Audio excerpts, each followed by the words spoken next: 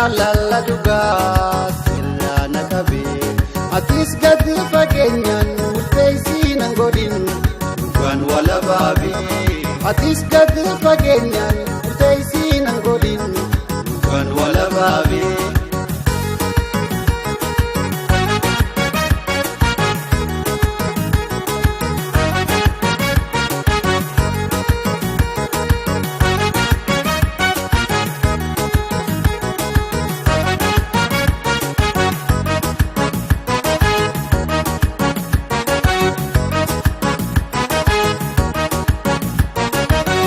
Yaada koo keessa fagaattee ya qalbiin si filetti tantee tuni taataati narra naftuun ga'uun biitti.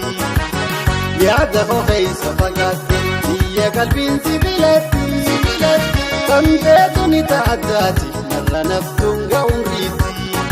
Yaa bareedu haala bifa eenyummaa kee hojii wal qabsiisee hunda keessa. Asina mul'ise atis yoo rabbii nana si garsiise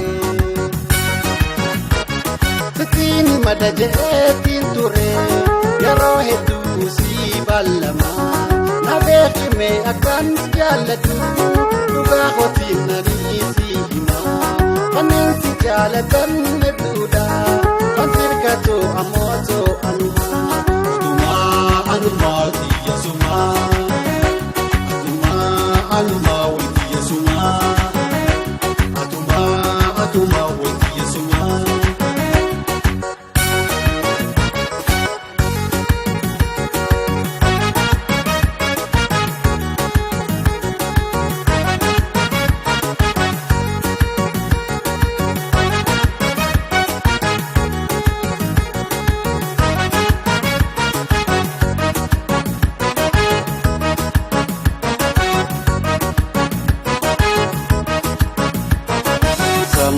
Miti tina beeki ateeti kana jirtu dhibee obsee tinda dabee jaalala dhugaa sirraa na qabee atis gadi fageenyaan murteessii nan godhin dhugaan wala baabee atis gadi fageenyaan murteessii nan godhin dhugaan wala baabee.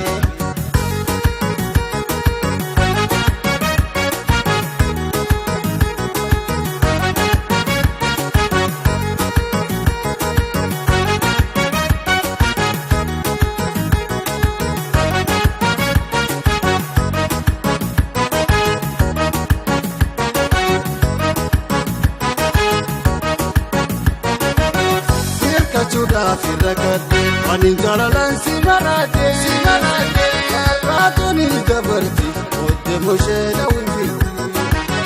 Sirka chuda firagade, aninjalalan si marade, kalratuni gabarti, ote moshe na windi.